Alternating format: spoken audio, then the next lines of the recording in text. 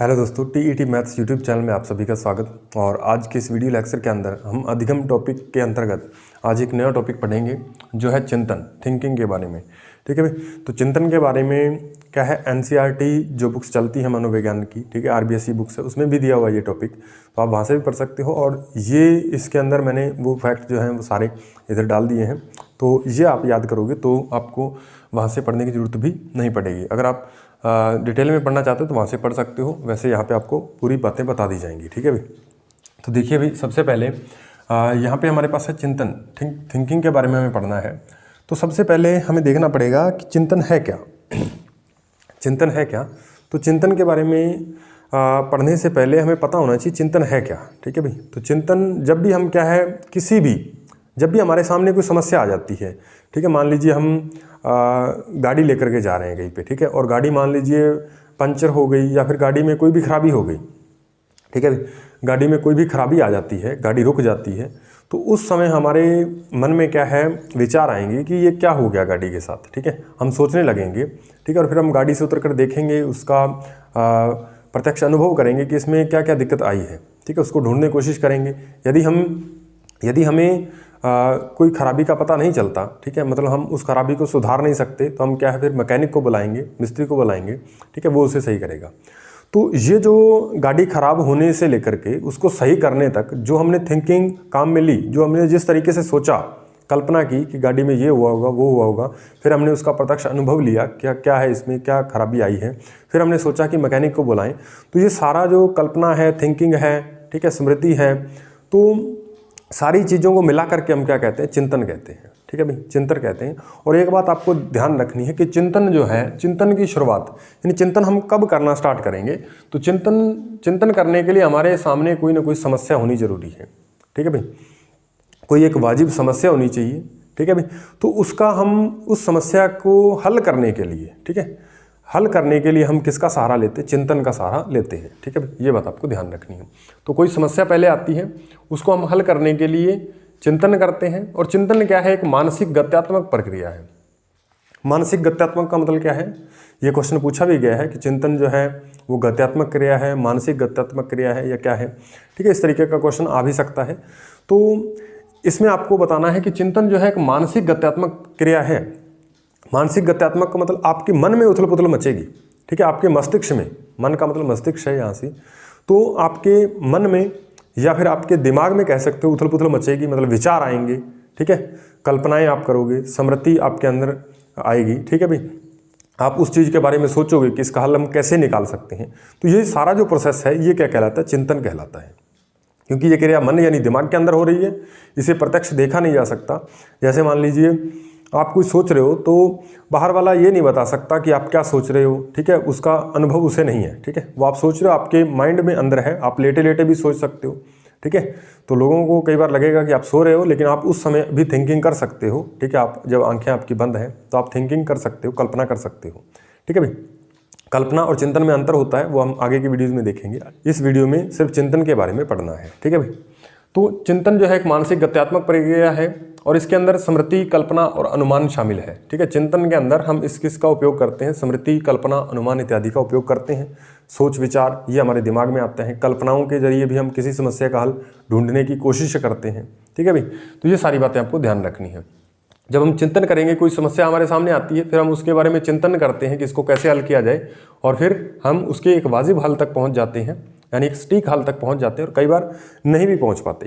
ठीक है भाई, तो इससे क्या है, कई बार समस्या समाधान हो जाता है, कई बार नहीं होता। ठीक है, हम प्रयत्न करते रहते हैं उस समस्या को समाधान करने के लिए। ठीक है भाई, तो इस तरीके से अब हमें इसकी परिभाषाएं कुछ याद रखनी है। ठीक है, जो पेपर की दृष्टि से इम्पोर्टेंट है।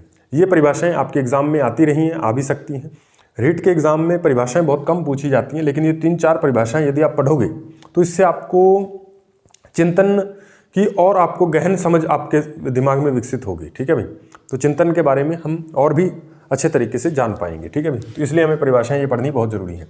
सबसे पहले ड्रेवर की परिभाषा पढ़ते हैं।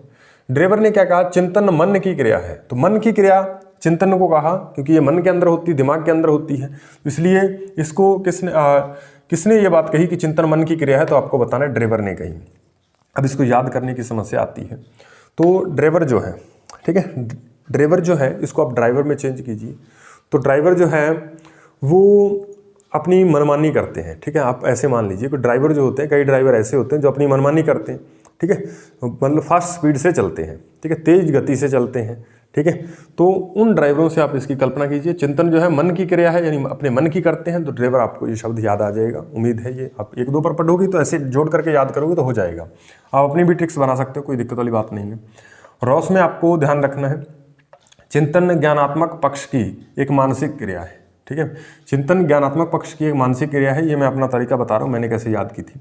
तो यहाँ से सह आ रहा है, रॉस में आप देखोगे सह आएगा लास्ट में। इसी सह को मैंने ज्ञानात्मक से जोड़ दिया, तो ये मैंने इसको बना दिया संज्ञानात्मक, संज्ञानात्मक, ठीक है। तो इस तरीके से जब भी मुझे ये ज्ञानात्मक शब्द दिखता मैं इसको सह से जोड़ता, ठीक है। और इस तरीके से मैंने क्या इस परिभाषा को याद कर लिया कि चिंतन ज्ञानात्मक पक्ष की एक मानसिक क्रिया है। ये किसने कहा? रॉस ने कहा। इस तरीके से आप इन परिभाषाओं को याद करने की कोशिश कीजिए, आपको याद हो जाएंगी, ठीक है भाई। उसके बाद वुडवर्थ की बात करते हैं। वुडवर्थ क्या कहता है? चिंतन किसी समस्या का हल खोजने की विधि है। किसी समस्या का हल, यहाँ पे जो मेन शब्द है किसी समस्या का हल खोजने की क्रिया है। ऐसा किसने कहा था? वुडवर्थ ने कहा था। अब वुड का मतलब क्या होता है? लकड़ी, ठीक है भाई। वुड का मतलब क्या होता है? लकड़ी होती है, ठीक है भाई। तो लकड़ी, अब मान लीजिए आप बहुत ठंड लग रही है, तो आप कल्पना के जरिए इसे याद कीजिए, ठीक है। बहुत ठंड लग रही है तो आप क्या करोगे? उस समय लकड़ी लाओगे और उन्हें जला करके उस जो आपको ठंड लग रही थी उस समस्या से आप बच जाओगे, ठीक है भाई। तो इस तरीके से आप इसे याद कीजिए कि ठंड लग रही थी तो ठंड की समस्या से बचने के लिए हमने क्या ढूंढना स्टार्ट किया? वुड, यानी लकड़ी ढूंढना स्टार्ट किया, ठीक है। तो वुड और समस्या, इन दोनों को जोड़ दीजिए। इस तरीके से ये आपको याद हो जाएंगे आसानी से, कोई दिक्कत वाली बात नहीं है, ठीक है। नेक्स्ट परिभाषा की बात करते हैं। कॉलसनिक एक क्या है? वैज्ञानिक है, इसने परिभाषा दी संकल्पनाओं का पुनर्गठन ही चिंतन है, ठीक है भाई। तो यहाँ पे सह आ रहा है, तो यहाँ पे इस सह को मैंने इसके साथ जोड़ा, सह से संकल्पनाएं और सह से सनिक, ठीक है भाई। इस तरीके से मैंने इसे याद किया था। उसके बाद क्रो एंड क्रो, किसी बालक में चिंतन की योग्यता उसके सफल जीवन का मूलभूत आधार है। यानी क्रो एंड क्रो क्या कहता है कि यदि आपको अपना जीवन जो है वो सफल बनाना है तो एक बालक में चिंतन की योग्यता का विकास आपको करना होगा, ठीक है भाई। तो इसको मैंने कैसे याद किया था? ये इसको याद करना सबसे आसान है, सफल जीवन का मूलभूत आधार। इसको आप कैसे याद करोगे? तो इसमें आप ध्यान रखोगे कि क्रो एंड क्रो क्या कहता है कि अपना जीवन सफल करो, अपना जीवन सफल करो, अपना जीवन सफल करो, सफल करो। तो इस क्रो को इसमें चेंज कर दीजिए, सफल करो, ठीक है, इस तरीके से। तो अपना जीवन सफल करो, तो ये क्रो से आपको ये याद आ जाएगा, अपना जीवन सफल करो। तो ये क्रो एंड क्रो की परिभाषा हो जाएगी, ठीक है। उम्मीद है ये आप परिभाषा आप आसानी से समझ गए होंगे। उसके बाद कागन एव हेममैन, ठीक है, कागन एव हेममैन की परिभाषा है। और ऐसी एक परिभाषा सी बैरोन ने भी दी थी, सी बैरोन ने। लगभग इनकी परिभाषाओं में समानता है, ठीक है। तो ये बात आपको ध्यान रखनी है कि यदि कागन एव हेममैन दिया है तो पहले आप उसका नाम लगाओगे। यदि ये नहीं आता और ये परिभाषा आपसे पूछ लेता है किसकी है, तो सी बैरोन जहाँ पे है आप उसको भी टिक कर सकते हो। तो यहाँ पे आप देखिए, इस परिभाषा के अंतर्गत आपको याद रखना है, प्रतिमाओं, प्रतीकों, संप्रत्यों, नियमों एवं मध्यस्थ इकाइयों के मानसिक जोड़ तोड़ को क्या कहते हैं? चिंतन कहते हैं। चिंतन क्या है? ये कहता है कि चिंतन के अंदर हमारे दिमाग के अंदर इमेजेस बनती हैं, प्रतिमाएं बनती हैं। यहाँ पे आप देखिएगा, प्रतिमाएं, तो हम प्रतीकों का यूज करते हैं, संप्रत्यों यानी कॉन्सेप्ट का भी हम यूज करते हैं, और नियमों एवं मध्यस्थ, हमारे पास कोई नियम है, हम उन नियमों का भी उपयोग करते हैं और उस समस्या के हल तक पहुंचने की कोशिश करते हैं।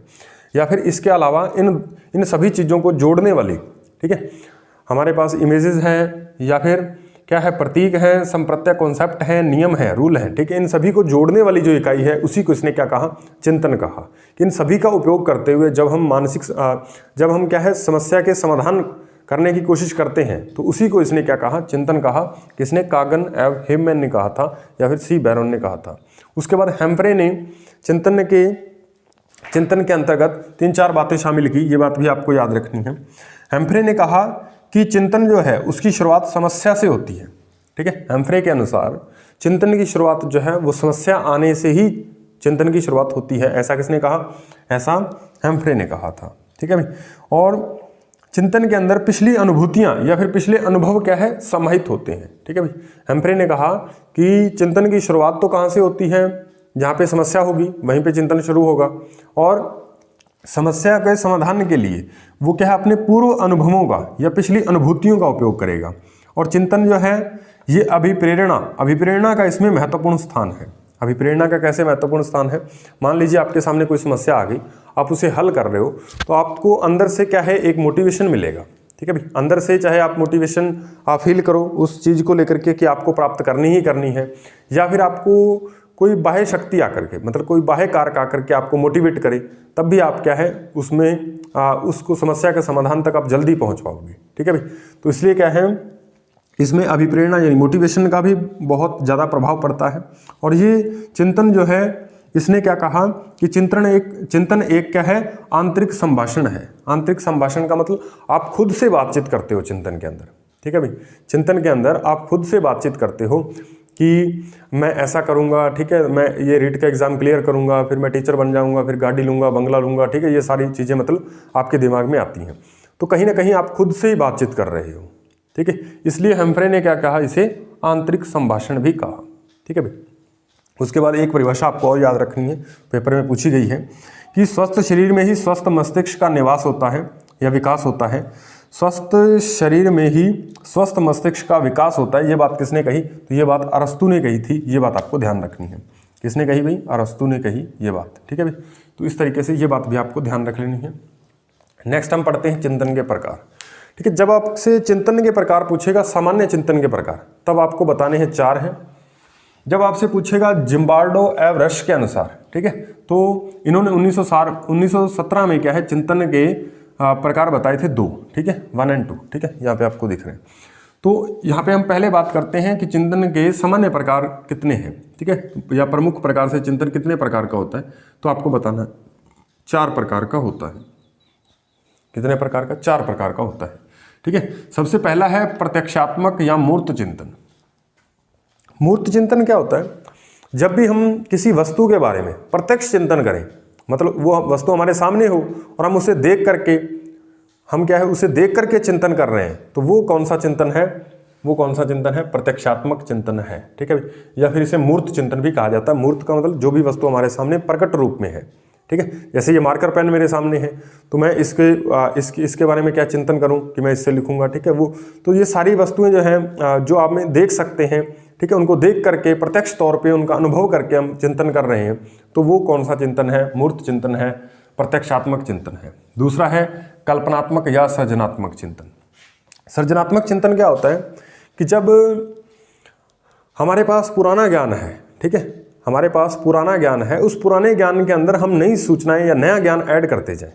ठीक है भाई, जैसे मान लीजिए कि जैसे मेरे पास ये वाला पेन है, ठीक है, तो मुझे पता है कि इस पेन से लिखा जाता है, तो मैं उसका भी इस्तेमाल करते हुए मुझे ये भी पता है कि ये पेन थोड़ा मजबूत है। ठीक है, तो मैंने क्या किया, इसे क्या है दीवार के बीच इस तरह से फंसा दिया। ठीक है, और इसके साथ मैंने क्या कोई सामान लटका दिया। ठीक है, कोई सामान थैला वगैरह इसके सामने लटका दिया इसके अंदर, ठीक है, पेन के ऊपर। तो इस तरीके से मैंने इसका नया उपयोग ढूंढ लिया। ठीक है, तो इसे कहते हैं सृजनात्मक। ठीक है, मैंने कल्पना के द्वारा या फिर मैंने एक नया सर्जन कर दिया, मतलब कोई इसका नया उपयोग मैंने ढूंढ निकाला, तो वो क्या है, सृजनात्मक चिंतन के अंतर्गत आएगा। उसके बाद प्रत्ययात्मक चिंतन, ठीक है, यानी कॉन्सेप्चुअल थिंकिंग है। तो कॉन्सेप्चुअल थिंकिंग मतलब आपके दिमाग में जो कॉन्सेप्ट बना हुआ है, आप उसका प्रयोग करके किसी नए निष्कर्ष तक पहुंच रहे हो। ठीक है, तो हमारे पास ये किस प्रकार का चिंतन कहलाता है, प्रत्ययात्मक चिंतन कहलाता है। ठीक है, और ये क्या है, खोज या आविष्कार करते समय वैज्ञानिक इनका भरपूर इसी चिंतन का उपयोग करते हैं। ठीक है भाई, इसी चिंतन का उपयोग किया जाता है जब हम कोई नई खोज करना चाहते हैं या फिर आविष्कार करना चाहते हैं। ठीक है भाई, तो उस समय हम कौन से चिंतन का उपयोग करते हैं, कॉन्सेप्चुअल थिंकिंग का उपयोग करते हैं। चौथा है हमारे पास तार्किक चिंतन। तार्किक चिंतन क्या है, ये सबसे उच्च प्रकार का चिंतन है। ठीक है भाई, तार्किक चिंतन, इसमें क्या है, हम वस्तु के गुण दोषों को ध्यान में रख करके चिंतन करते हैं। ठीक है भाई, यानी एक तर्क के द्वारा हमारे पास कारण होता है कि ये इस तरीके से करेंगे तो ये होगा, हमारे पास एक वाजिब वजह होती है। ठीक है भाई, तो इस प्रकार के चिंतन को हम क्या कहते हैं, तार्किक चिंतन कहते हैं, जिसमें तर्क की प्राधान्यता होती है। ठीक है, इसमें तर्क महत्वपूर्ण होता है। तो इस तार्किक चिंतन को जॉन डीवी ने क्या कहा था, विचारात्मक चिंतन कहा। ठीक है। जॉन डेवी ने तार्किक चिंतन को क्या कहा, विचारात्मक चिंतन कहा। यह भी पूछा जा सकता है कि तार्किक चिंतन को विचारात्मक चिंतन की संज्ञा किसने दी, तो जॉन डेवी वहाँ पे नाम आएगा, ठीक है भाई। उसके बाद जिम्बार्डो एवरेस्ट ने 1917 में चिंतन के कितने प्रकार बताए, 2 प्रकार बताए प्रमुख रूप से, ठीक है। तो यहाँ पे आप देखोगे पहला चिंतन है हमारे पास स्वली चिंतन, पहला चिंतन स्वली चिंतन, दूसरा है यथार्थवादी चिंतन। पहले स्वली चिंतन के बारे में पढ़ते हैं। तो ये क्या है, खोखले इच्छाओं व विचारों के बारे में चिंतन, ठीक है। खोखली इच्छाओं व विचारों के बारे में चिंतन, ठीक है। जो चीज़ें हो नहीं सकती उसके बारे में हम कई बार सोचने लग जाते हैं, ठीक है, पहले से ही सोचने लग जाते हैं, ठीक है। शायद वो आगे हो चाहे ना हो, ठीक है, उससे हमें कोई वास्ता नहीं होता। जैसे हम घर से पहले निकलते ही हम सोचने लगे कि मान लीजिए हमारी आगे गाड़ी जा कर के पंचर हो जाएगी, ऐसा हो जाएगा, वहाँ पे हम गिर गए तो क्या होगा, ठीक है। तो ये सारी विचार जो हैं ये कल्पना मात्र हैं, ये सच नहीं है, ठीक है भाई। आगे हो सकता है हो भी जाए और हो सकता है ना भी हो, ठीक है, हम श्योर नहीं है। तो ऐसे चिंतन को हम क्या कहते हैं, स्वली चिंतन कहते हैं। जैसे मान लीजिए अभी रीट का फॉर्म हमने भरा ही नहीं और पहले ही हम क्या टीचर बन गए, ऐसे सपने देखने लग जाएं, हम टीचर बनेंगे, अच्छी सी सैलरी हमारे पास आएगी, ठीक है, शादी ब्याह वगैरह होगा और उसके बाद क्या है कुछ और मान लीजिए बंगला वगैरह होगा, हमारे पास गाड़ी होगी, ठीक है, और लोग हमें नमस्कार कर रहे होंगे, ठीक है, प्रणाम कर रहे होंगे। तो ऐसा हम पहले से यदि सोचने लग जाएंगे तो वो चिंतन किसके चिंतन किस श्रेणी में आएगा, स्वली चिंतन के अंतर्गत आएगा। जब हम क्या है ख्याली पुलाव बनाना स्टार्ट कर देते हैं, ठीक है, हम ख्यालों में खोने लग जाते हैं, ठीक है, और वास्तविकता कुछ और होती है, वास्तविकता में हम तैयारी करना ही नहीं चाहते, ठीक है, इतनी मेहनत करना ही नहीं चाहते। तो ऐसे चिंतन को हम क्या कहते हैं, स्वली चिंतन के अंतर्गत रखते हैं। और इसके अंतर्गत आप स्वप्न देखते हो, वो भी चिंतन स्वली चिंतन के अंदर आता है। अभिलाषा लिप्त चिंतन, यानी आप बहुत ज़्यादा जब सोचने लग जाते हो, ठीक है, तो तब भी क्या है, यानी बहुत ज़्यादा कल्पना में जो चीज़ें नहीं होने वाली आप उसके बारे में भी चिंतन करना स्टार्ट कर देते हो, तो वो अभिलाषा लिप्त चिंतन कहलाता है और ये भी स्वली चिंतन के अंतर्गत आता है। उसके बाद दूसरा है यथार्थवादी चिंतन, वास्तविकताओं से संबंधित। ये चिंतन जो है वास्तविकताओं से संबंधित होता है, वास्तविकता से संबंधित होता है, वास्तविक जीवन को देख करके, ठीक है, उसके स्तर पे हम चिंतन करेंगे तो वो यथार्थवादी चिंतन है और ये समस्या समाधान में सहायक होता है, ठीक है। ये बात भी आपको ध्यान रखनी है कि ये जो चिंतन है वो क्या है, समस्या समाधान में सहायक है, ठीक है भाई। यानी जब हमारे पास चिंतन, हम किसी भी चिंतन करेंगे, कोई भी चिंतन कर रहे होंगे, वो यदि वास्तव में सही है, ठीक है, वास्तव में सही होने का मतलब वो समस्या समाधान तक हमें लेकर के जा रहा है, तो ऐसे चिंतन को हम क्या कहते हैं, यथार्थवादी चिंतन कहते हैं। समस्या समाधान तक कैसे लेकर के जा रहा है, मान लीजिए अभी आपको ज़रूरत महसूस हो रही है कि मुझे टीचर बनना है, तो आपने क्या किया, अभी आपके पास नोटिफिकेशन नहीं आया, ठीक है, विज्ञप्ति नहीं आई, लेकिन फिर भी आपने तैयारी स्टार्ट कर दी, ठीक है। तो ये चिंतन, आपको पता है कि हम तैयारी करेंगे, यहाँ से इस टॉपिक आपने सिलेबस वगैरह सामने रखा, आप पढ़ रहे हो, पुराने आप पेपर एनालिसिस कर रहे हो कि यहाँ से इतने क्वेश्चन पूछे गए हैं, इस तरीके से आप तैयारी करते जा रहे हो। तो वो तैयारी आपको क्या है, जब एग्ज़ाम आएगा, ठीक है, एग्ज़ाम में क्वेश्चन के रूप पे आपके सामने जो भी समस्याएं आएंगी तो आप उनको हल करने के लिए पहले से तैयार हो, क्योंकि आपने उसके बारे में गहन चिंतन रिसर्च की है, ठीक है भाई। तो वो चिंतन जो है वो यथार्थवादी चिंतन है, ठीक है, वो आपको वहाँ पे निश्चित तौर पे सफलता दिलाएगा, ठीक है। लेकिन यदि आप बिना तैयारी के, यदि आप ये सोच रहे हो कि ये एग्ज़ाम पेपर आसान आएगा, हम इसे क्रैक कर देंगे, ठीक है भाई, तो ये आपका स्वली चिंतन है, ठीक है भाई। तो इस तरीके से यथार्थवादी चिंतन क्या है, समस्या समाधान में सहायक होता है, ये बात आपको ध्यान रखनी है। और ये चिंतन भी आगे क्या है, 3 श्रेणियों में बांटा गया है। ये 3 प्रकार का होता है। पहला है अभिसारी चिंतन। अभिसारी चिंतन क्या होता है, पूर्व ज्ञान या संचित ज्ञान से समस्या का समाधान करना, ठीक है भाई। और ये निम्न स्तर का चिंतन है। निम्न स्तर का इसे क्यों कहते हैं, क्योंकि इसमें आपके पुराने अनुभव या पुराने ज्ञान का, सिर्फ आप उसी ज्ञान के आधार पे क्या है किसी समस्या को हल करते हो, ठीक है। आप उसमें नया कुछ अपनी तरफ से नहीं डालते, ठीक है भाई, आप उसमें कुछ नया अपनी तरफ से ऐड नहीं करते, तब वो चिंतन कौन सा कहलाता है, अभिसारी चिंतन कहलाता है। और उसके बाद है सृजनात्मक चिंतन। ये क्या है, पूर्व ज्ञान के साथ यदि हम नयापन कुछ जोड़ दें, कुछ नया जोड़ दें, यदि हमारे पास पुराना अनुभव है उसके अंदर हम कोई नई चीज़ें जोड़ रहे हैं। जैसे मैंने आपको बताया था, मार्कर पेन से लिखा तो जा ही सकता है, लेकिन इसे क्या है, इस तरीके से क्या है, दीवार के अंदर फिट करके इसके ऊपर थैला वगैरह या हल्का वजन भी इसके ऊपर टांगा जा सकता है, ठीक है भाई। तो ये इसके अंदर नयापन है, ठीक है। तो ये चिंतन जो है वो किसके अंदर आएगा, सृजनात्मक चिंतन के अंदर आएगा, ठीक है। और इस सृजनात्मक चिंतन को अपसारी चिंतन भी कहते हैं। अपसारी चिंतन का मतलब क्या होता है, अभिसारी चिंतन का मतलब क्या होता है, पहले अभिसारी का फिर से बता देते हैं डायग्राम द्वारा। अभिसारी का मतलब होता है जब भी हमारे सामने कोई प्रश्न आया और उसका एक ही आंसर है। जैसे मान लीजिए पूछ लिया जाए, जैसे एक प्रश्न है कि हमारे भारत के वर्तमान प्रधानमंत्री का नाम क्या है, ठीक है। तो प्रधानमंत्री का नाम जो है उसका एक ही आंसर आएगा, ठीक है। तो वो आंसर फिक्स है, इसलिए आप चाहे किसी से पूछो वो लास्ट में वही आंसर बता रहा होगा जो इसका फिक्स आंसर है, ठीक है। यानी सारे आंसर इस एक ही पॉइंट के इर्द गिर्द पहुंच रहे होंगे, ठीक है भाई। अब हमने क्या किया, एक कोई और प्रश्न किया, ठीक है भाई। मान लीजिए इसी पेन के बारे में हमने प्रश्न किया, इस पेन के क्या क्या उपयोग हो सकते हैं। तो कोई कहेगा इससे क्या है लिखा जा सकता है, बोर्ड पे ये लिखने के काम आता है। और कोई कहेगा कि इसे दीवार में रोप करके इसके ऊपर वजन भी टांगा जा सकता है। तीसरा कहेगा कि ये पीठ खुजलाने के काम आ सकता है, ठीक है। और चौथा कोई और नया इसके बारे में कोई बता सकता है, ठीक है भाई। तो इस तरीके से अलग अलग आंसर, एक प्रश्न है और इसके आंसर अलग अलग आ सकते हैं, ठीक है। तो ऐसे चिंतन को हम क्या कहते हैं, अपसारी चिंतन। और ये अभिसारी चिंतन क्या है, प्रश्न एक ही है और इसका आंसर भी एक ही है, निश्चित आंसर है, ठीक है। तो ऐसे चिंतन को हम क्या कहते हैं, अभिसारी चिंतन। और प्रश्न एक लेकिन आंसर अनेक हो तो ऐसे चिंतन को हम क्या कहते हैं, अभिसारी चिंतन, ठीक है भाई, अभिसारी चिंतन। ये सही आंसर भी सही होने चाहिए, ठीक है भाई। आंसर भी सही होने का मतलब वो एक वाजिब कारण होना चाहिए, ठीक है, कि ऐसा किया जा सकता है, जैसे मैंने अभी एग्जाम्पल बताया मार्कर पेन वाला। तो उसके बाद है आलोचनात्मक चिंतन। आलोचनात्मक चिंतन है वस्तु या फिर व्यक्ति के गुण या दोषों को ध्यान में रख करके जब हम चिंतन करते हैं कि ये वस्तु के गुण तो ये हैं और दोष ये हैं, ठीक है। फिर उन दोनों को ध्यान में रख करके हम कोई फैसला लेते हैं, ठीक है, या कोई निर्णय करते हैं, तो वो चिंतन किस चिंतन के बारे में आएगा, आलोचनात्मक चिंतन के अंतर्गत आएगा, ठीक है भाई। और ये उच्च स्तर का चिंतन माना जाता है, ये उच्च स्तर का चिंतन है, ठीक है। आलोचनात्मक चिंतन जो है वो उच्च स्तर का चिंतन है, क्योंकि इसमें गुण और दोष दोनों ही चीज़ों को देखा जाता है, ठीक है। इस प्रकार से ये चिंतन टॉपिक जो है इसमें इतना ही हमें पढ़ना है, ठीक है। चिंतन में आपको फिर बता दें, चिंतन जो है वो क्या है, मानसिक गत्यात्मक प्रक्रिया, स्मृति, कल्पना, अनुमान इसमें निहित होता है।